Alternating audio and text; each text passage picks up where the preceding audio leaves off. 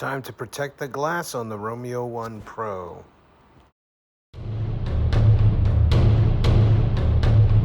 Chang here with a review / DIY install here of the Sig Sauer Romeo 1 handgun mounting kit. It's actually a shroud for your Romeo 1 and Romeo 1 Pro. So before we get into that, hit that like button, hit the thumbs up, hit the subscribe button, help the channel grow, all that good stuff. And let's get into this here. So this is my P320. I've got a Romeo 1 Pro on it. I love the C&H mounting plates for the Glock MOS system, especially the Defender plate in particular. And that Defender plate has a shroud here that, and we have one here. This is an RMA unit. This little cover here covers the front of the, it's open, but it extends out past the front of the red dot. Keeps your fingers kind of off the glass. It does allow you to rack the gun off of your holster, rack the gun off of your belt buckle, your pocket, whatnot, without really smashing on the glass. The glass is only held in by glue, so we really don't want stuff smashing in on that glass when we're trying to rack the gun. Let's say we've been disabled. In our pistol red dot 103 class, that's where we really talk about one-handed manipulations and things like that, and being able to rack the gun. If you don't have extended sights, we tell you rack off the rear sight, but I've got a red dot here, so that'll end up being one of the things that I'll manipulate the slide with. So anyway, first things first, let's go ahead and get our original mounting screws off. You see here in the room, in the packaging, they do have slightly longer mounting screws. They do have some Loctite on it. I will be adding a little extra. So I believe this is, these right here are Torx bits or Torx screws, and I believe they are 15s. That fits in pretty tightly, so we're going to go ahead and get these spun off. I do have reviews and comments and videos on mounting some of the other tools you have here, the Fix-It Sticks units. So I will put a link to them in the description probably, but definitely have it in the cards somewhere, kind of up in that direction where my index finger was, somewhere around here probably. So sight can come off. We see there's a lot of greasiness going on there, so we're definitely going to want to go ahead and get that grease off. So I do have a bit of rubbing alcohol here. I've got a bit of a paper towel here. Let's go ahead and get that. Wiped down. The oils and the grease off of there. Some dirts. This has been, I don't want to say relegated because that sounds bad, but this is a gun that is used as mostly as a loaner for the Red Dot series. I'm sticking with my Glock 34, and eventually I will be moving to the Glock 17 with the SCS from Hollow Sun. So let's go ahead and get this packaging open. I'll find myself my razor blade, and failing miserably at it. Bear with me a moment. There it is, all the way across the table. All right. So these are the original screws. There's my sight. One thing that I do have to mention is that once you do take the sight off to remount it, you are going to have to go through the zeroing process again. You should be pretty close, but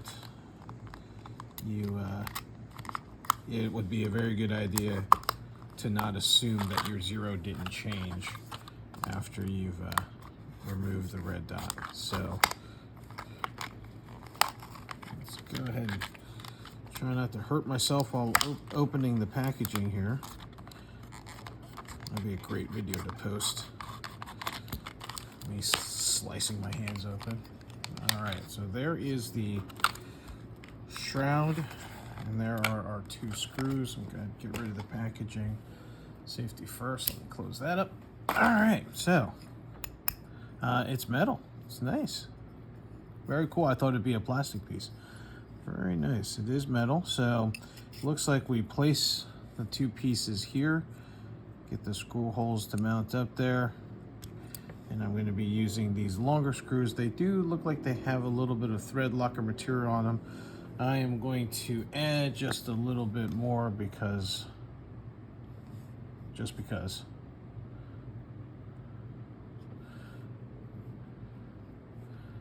There we go, get it back in frame here, sorry. I just have the camera hanging out above my hands, really not looking through the lens. Okay, so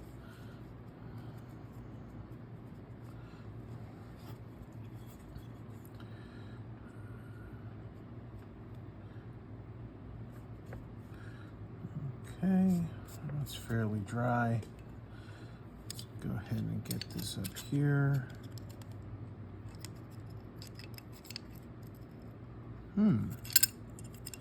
Could it be that this does not fit? So dry fitting it works, right? Every time we put stuff on, we got to dry fit it. You notice that the holes are, there you go. There they're aligned. So have to look for the holes there. So you get a little bit of extra light in here.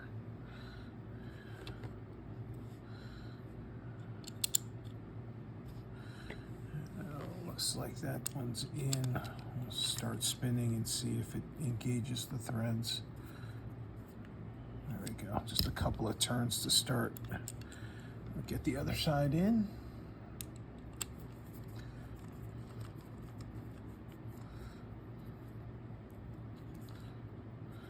All right.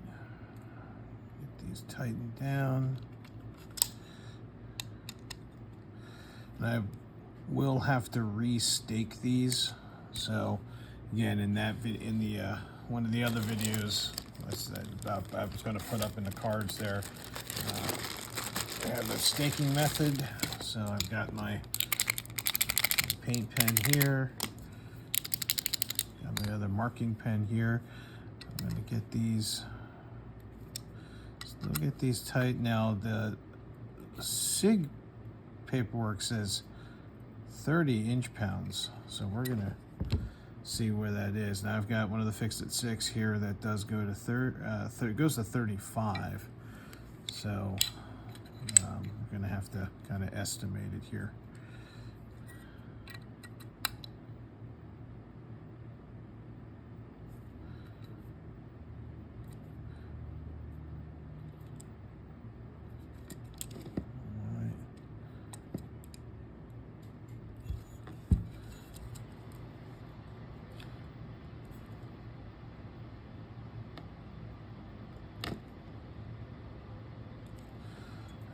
Don't see this moving at all.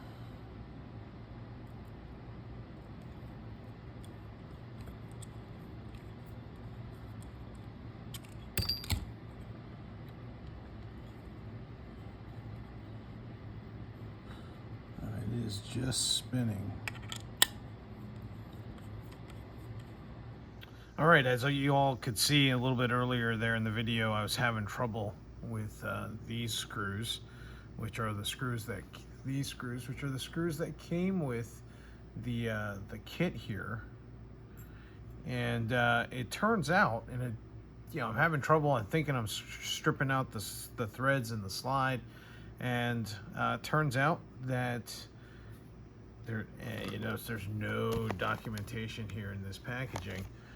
It turns out that I am supposed to use, if I'm going to install the shroud, I am supposed to use the screws that came with the original installation of the Romeo 1 Pro. The screws that are included are for the regular Romeo 1. So we're going to attempt this again, or I'm going to attempt this again. And I'm going to use the original screws. So here we have the original screws. Put a little bit more Loctite on them.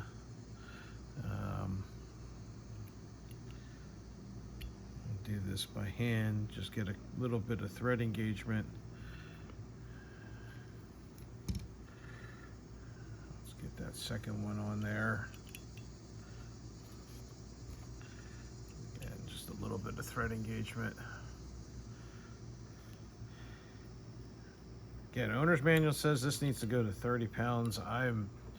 It doesn't feel right when I go to 30 pounds. I'm just gonna get these hand tight here. I might just split the difference and go 25. So we'll start with the fix-it stick here. Find my line. And go ahead and start turning. Make sure I can see that line. 25 on the blue here on the fix-it stick is maximum. So that's 25 on that one. Let's come here. Sig does recommend that every 500 rounds or so you're checking the torque. Do I dare risk it? Let's see. Let's go ahead and get the red fix-it stick here. The red goes all the way up to 65. Of course, I'm not taking it up there. It goes 25, 35. So somewhere in between there, let's see. All right, so there's our line. Doing the turn. All right, that's as far as I'm really willing to take it. The turn, there's the 25 mark. Going a little bit past that, that's it. Cool. All right, so on this side, it looks like I'm relatively lined up with my staking mark. On this side, the staking mark I kind of wiped off. It's all the way inside there.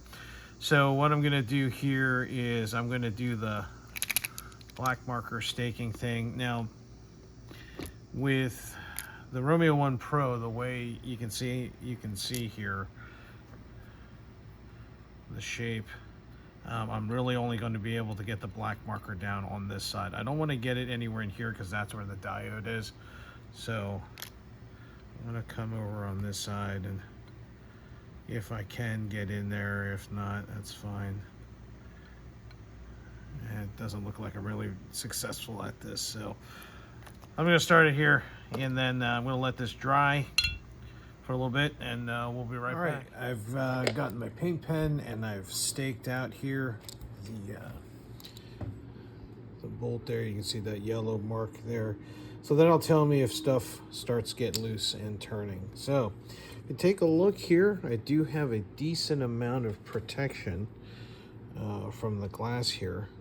You guys can see the glass sits pretty far back. So not only do I have the outside shroud of the sight itself, then I have this extra shroud out here. So that should allow me, let's get this gun back together, should allow me to actually rack the gun off of stuff.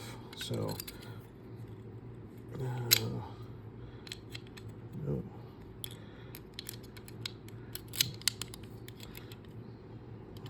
get that in there.